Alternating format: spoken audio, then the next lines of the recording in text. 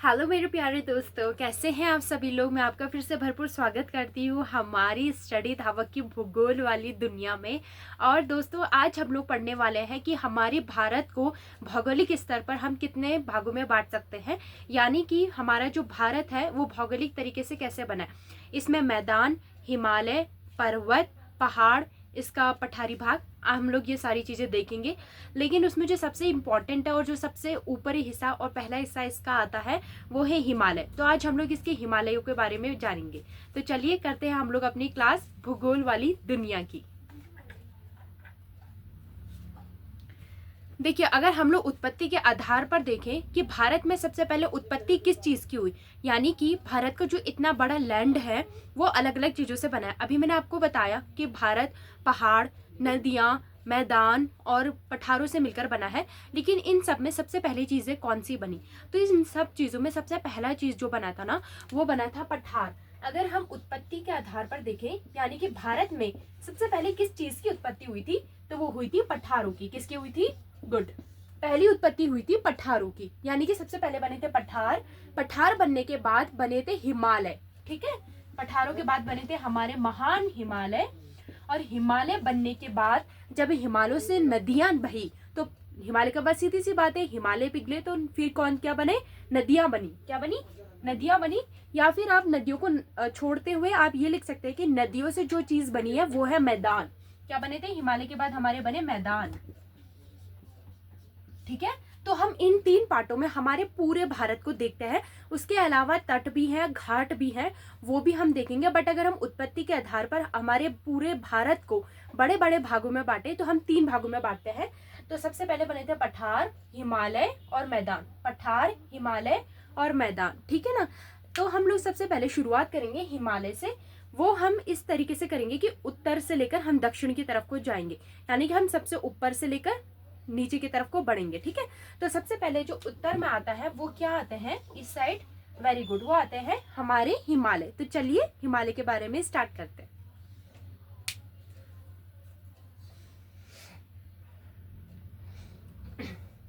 तो दोस्तों, अगर हम लोग बात करें हमारे हिमालय की, तो हमारा हिमालय हमारे भारत के नॉर्थ में आता है। नॉर्थ रीजन में हमारा हिमालय है। सबसे पहले बात करते हैं कि हिमालय किन किन देशों में आता है। हिमालय आता है यहाँ से अफगानिस्तान में, पाकिस्तान में, भारत में, नेपाल में, भूटान में, यहाँ पर से आपका आ जाएगा म्यांमार में और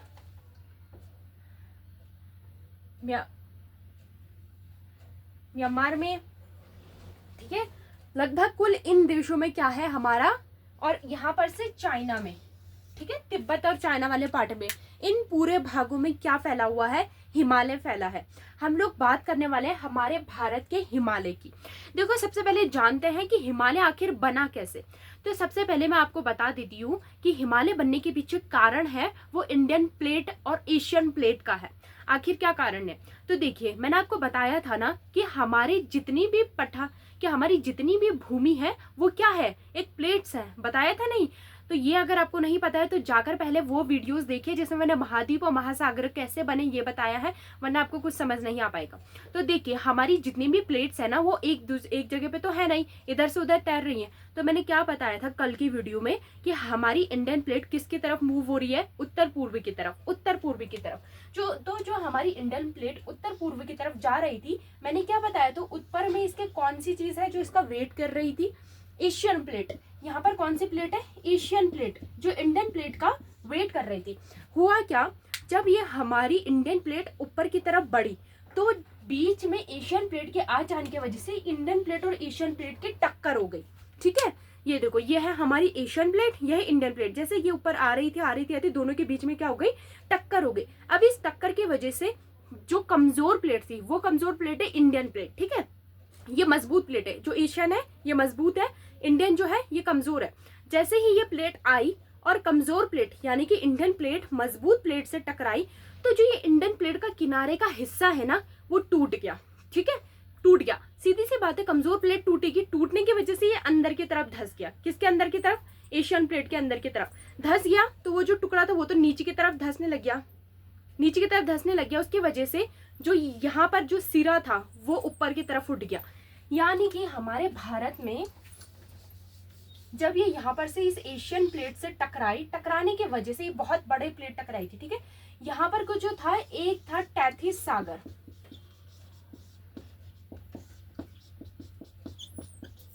हाँ, इस इलाके में पहले जो था भारत के पास एक सागर था जो कि टैथिस सागर है, और ये एक छिछला सागर था। छिछला सागर ऐसा सागर होता है जिसमें पानी बहुत कम मात्रा में होता है, ठीक है ना। तो जब ये प्लेट इससे टकरा रही थी तो जो ये छिछला पानी था ये तो निकल गया। देखो जैसे प्लेट टकराई तो कुछ ना कुछ तो कंपन हुआ होगा, तो कंपन की वजह से जितना भी ऊपर का पानी था वो तो बह गया, लेकिन पानी के अंदर जो भी मिट्टी थे, सेंडिमेंट्स थे, अब उनका क्या हुआ होगा। जैसे ही वो पानी खत्म हुआ, प्लेट अंदर की तरफ जाने लगी, ये इसको पकड़ने लगी, तो इसने क्या करा, यहाँ जितनी भी मिट्टी थी उसे ऊपर की तरफ उठाना शुरू करा, ऊपर की तरफ उठाना शुरू करा। आप ऐसे एग्जांपल करिए कि दो चीजें टकराई, एक चीजें टकरा के नीचे की तरफ गई, तो जो यहाँ पर वो जो चीजें बची होंगी वो इसको ऐसे ऊपर की तरफ धकेल रही होगी, ऐसे ऊपर की तरफ धकेल रही होगी। कभी आप देखना, कभी आप मिट्टी को ऐसे उठाने की कोशिश करना दोनों हाथों से, तो वो क्या होगा, ऊपर की तरफ उठती हुई नजर आएगी। वैसा ही कुछ यहाँ पर होता है। तो ये टैथिस सागर के अंदर जितने भी मलबा था, जो भी इसके अंदर अवसाद थे, वो क्या हो रहे थे, ऊपर की तरफ उठ रहे थे। तो इन्हीं के उठने की वजह से आज हमारा हिमालय बना है। हिमालय का निर्माण किससे हुआ है, टैथिस सागर से। किससे हुआ है, टैथिस सागर से। टैथिस सागर के ऊपर ही, टैथिस सागर से ही क्या बने, हमारे हिमालय बने। अब देखो, हिमालय ना एक वलित पर्वत है। वलित मतलब होता है फोल्डिंग माउंटेन्स। वलित, वलित का मतलब होता है फोल्डिंग माउंटेन्स।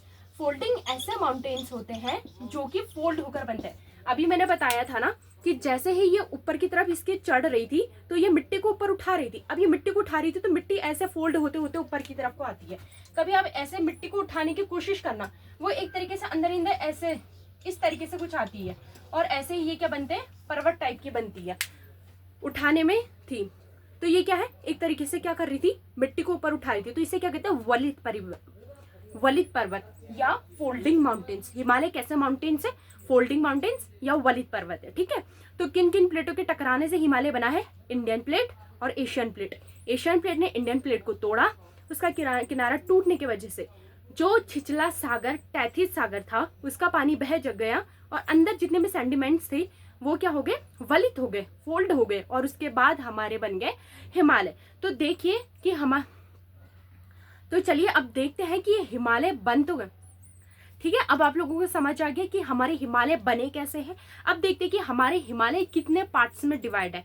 उससे पहले मैं आपको एक चीज और बता देती हूँ।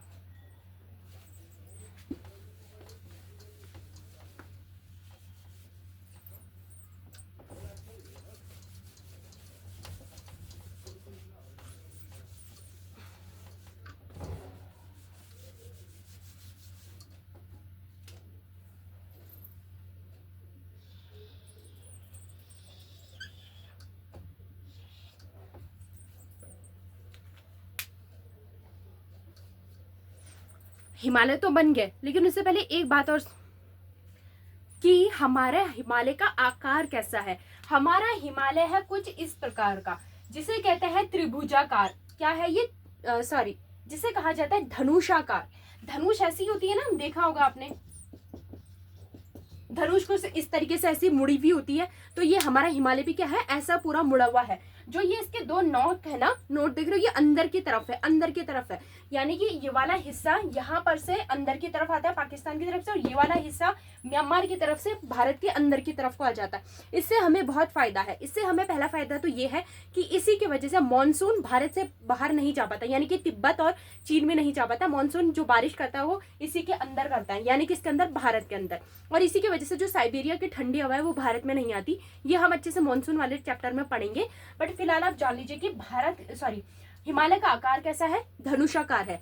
हिमालय के जो दो बिंदु है, यानी कि हिमालय की भी तो कोई ना कोई सीमा होगी, starting point and ending point. तो जो इसका स्टार्टिंग पॉइंट है वो है इसका नंगा पर्वत। इसका स्टार्टिंग पॉइंट है नंगा पर्वत, और इसका एंडिंग पॉइंट है नामचा बरुआ, ठीक है। ये दोनों क्या है, इसके स्टार्टिंग एंड एंडिंग पॉइंट। यानी कि स्टार्टिंग पॉइंट में इसकी सबसे बड़ी पहाड़ी जो आती है वो है नंगा पर्वत, और खत्म किस में होता है, ये नामचा बरुआ। एंड में ये दोनों खत्म होते हैं। अब हिमालय को हम लोग 4 पार्ट्स में डिवाइड करते हैं, ठीक है। तो वो कौन से पार्ट्स है, चलिए देख लेते हैं।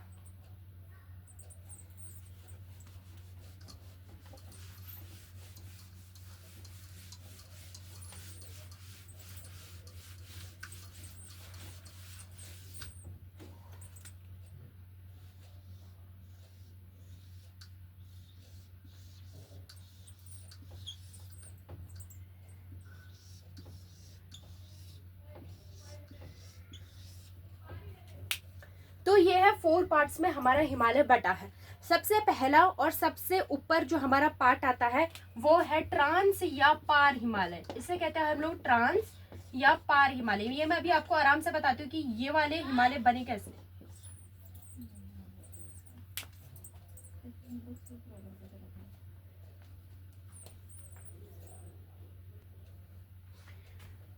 तो हम लोग हिमालय का कुछ इस तरीके से 4 पार्ट्स में डिवाइड कर लेते हैं। तो सबसे पहले जो हमारा आता है वो है ट्रांस या पार हिमालय। इसे हम लोग कहते हैं ट्रांस या पार हिमालय।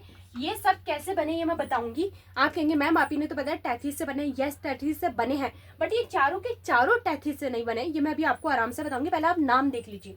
सबसे ऊपर आता है ट्रांस या पार हिमालय, फिर आता है हमारा महान हिमालय। महान हिमालय इसलिए कहते हैं क्योंकि ये ही महान है, ये ही बना है जो सबसे पहले।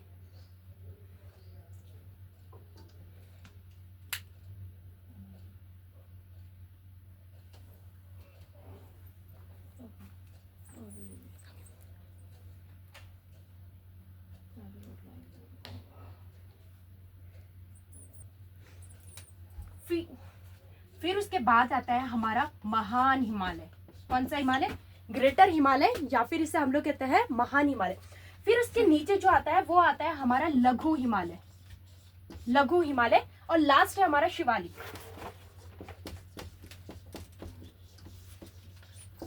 तो कितने टाइप्स के हो गए? ट्रांस, महान, लघु और शिवालिक। इन 4 पार्ट्स में हम लोग हमारे हिमालय को बांटते हैं। अब मैंने आपको बताया था कि हमारे हिमालय का निर्माण कैसे हुआ। वो हुआ है तैतीस सागर से, लेकिन सारे हिमालय तैतीस से नहीं बने। सिर्फ महान हिमालय और लघु हिमालय, या इसे कहते हैं हम लोग मध्य हिमालय। मध्य हिमालय इसलिए क्योंकि ये सबसे मिडिल में आता है।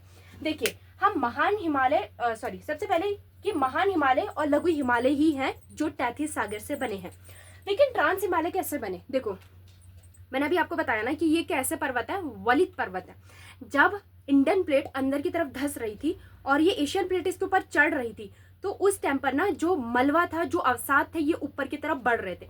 बढ़ने की वजह से क्या है, इनकी हाइट बढ़ती जा रही थी, और आज भी हिमालय की हाइट बढ़ रही है, ठीक है। तो हिमालय की हाइट बढ़ने की वजह से क्या हुआ, ये जो महान हिमालय है ना, इनमें भार बहुत ज्यादा पड़ने लगा। यानी कि इनकी जो चोटियां है वो बहुत ज्यादा हैवी हो गई और बहुत ज्यादा बढ़ गई, जिसकी वजह से इन्होंने क्या करा, इन हिमालयों ने जो इनका भार था वो पीछे की तरफ फेंकना शुरू करा। फॉर एग्जाम्पल, अगर मैं आप लोगों के सर में 40 किलो, 50 किलो, 1 टन का भार रख दे तो कोई उठा पाएगा? अपने अपने अकॉर्डिंग कोई भी नहीं उठा पाएगा ना।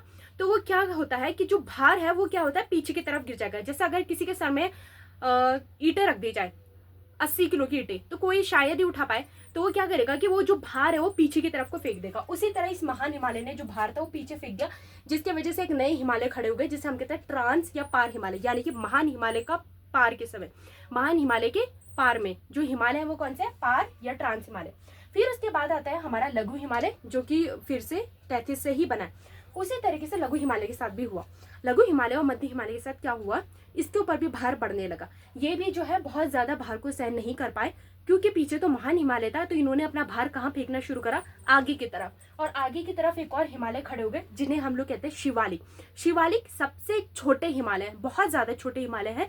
आप ऐसा समझ लीजिए कि जो अल्मोड़ा, मसूरी, रानीखेत वाला इलाका है वो सब शिवालिक में ही बसा हुआ है, ठीक है। तो ये 4 टाइप के हमारे हिमालय हैं। तो अब रिपीट करिएगा, ट्रांस हिमालय, महान हिमालय, लघु हिमालय, शिवालिक। ट्रांस, महान, लघु और शिवालिक। महान हिमालय को हम महान इसलिए कहते हैं क्योंकि सबसे पहले तैतीस सागर से जो हिमालय बने थे वो थे महान हिमालय। और इसमें जो सबसे बड़ी चोटियां हैं वो किसमें है, महान हिमालय में। यानी कि हमारे जो माउंट एवरेस्ट है, कंचनजंगा है, वो सब आती है हमारी महान हिमालय में। अब हम लोग इस हिमालयों को भी कुछ पार्ट्स में डिवाइड करते हैं। जैसे कि ट्रांस हिमालय को भी हम 4 पार्ट्स में डिवाइड करते हैं। वो क्या है, चलिए देखते हैं।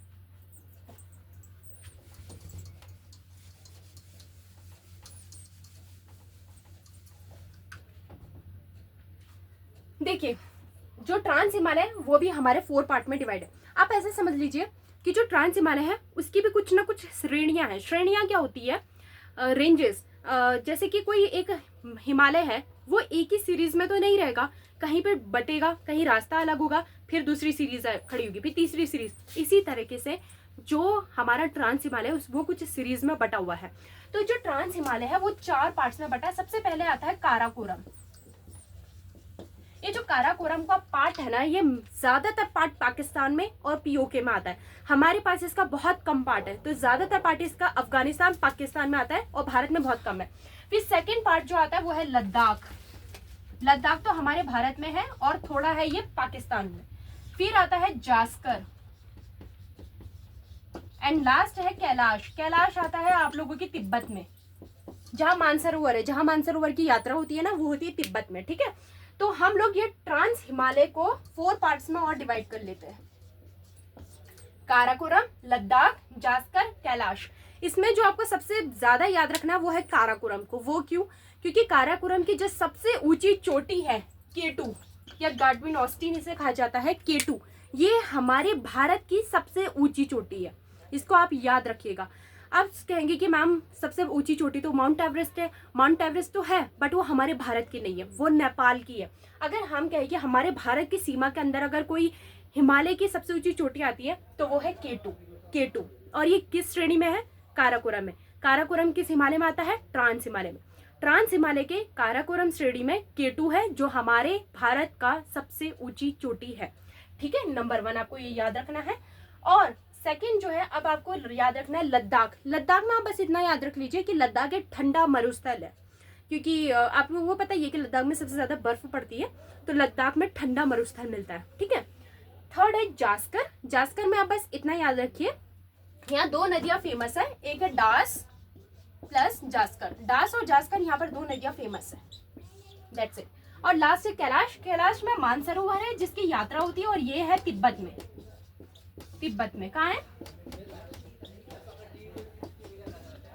ये आते हैं तिब्बत में। तो इतना आपको याद रखना है। और एक चीज और याद रख लीजिएगा, K2 हमारे देश की सबसे ऊंची चोटी तो है, लेकिन उसके साथ साथ ये विश्व की दूसरी सबसे ऊंची चोटी है।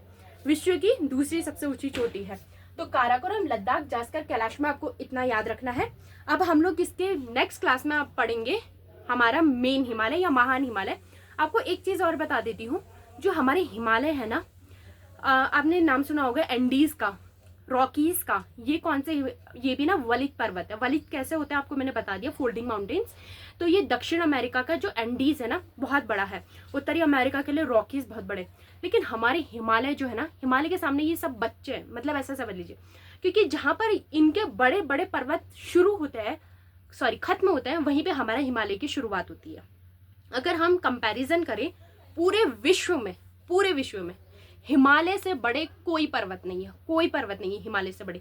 हिमालय की इतनी ज्यादा ऊंचाई है कि अगर उनके सामने रॉकीज और एंडीज को लाकर खड़ा कर दिया जाए तो वो उनके बच्चों से भी बच्चे नजर आएंगे। जो हिमालय की सबसे ऊंची चोटी है ना, वो ही रॉकीज और एंडीज की सबसे बड़ी चोटियों में से भी बड़ी है। मतलब हिमालय की ही सबसे छोटी चोटी हिमालय की ही सबसे छोटी चोटी रॉकीज और एंडीज की बड़ी बड़ी चोटियों के सामने भी बड़ी लगती है। तो आप बस ऐसा समझ लीजिए कि हिमालय बहुत महान है, और ये हमारे लिए बहुत गर्व की बात है कि भारत में ये हिमालय है, और इससे हमें बहुत ज़्यादा फायदा होता है। हमें मानसून में इससे सबसे ज़्यादा फायदा होता है, हमें बहुत सी संसाधन इससे मिलते हैं, क्योंकि मैंने आपको बताया ना कि ये किससे बना है? टैथिस से बना है। और एक बात बताइए, अगर ये सागर से बना है, समुद्र से बना है, तो समुद्र के अंदर कोई ना कोई जीव तो रहते होंगे। तो जो एनिमल्स इसके अंदर रहते थे ना, वो समय के साथ क्या हुआ? मिट्टी में दब गए। और दबने की वजह से क्या होता है? जो हमारे दबने की वजह से हमें जैव संसाधन मिलते हैं, यानी कि पेट्रोल, कोयला। तो इन इलाकों में ना पेट्रोल और कोयला भी हमें बहुत अच्छी मात्रा में मिलता है। ये हम आगे पढ़ेंगे कि हिमालय की क्या क्या इंपॉर्टेंस है। तो यहीं पे हम लोग अपनी क्लास को करते हैं एंड। अगर आप लोगों को इसके आगे की भी क्लास देखनी है तो जल्दी से चैनल सब्सक्राइब कर दीजिएगा, और मिलते हैं कल की वीडियो। तब तक के लिए बाय बाय।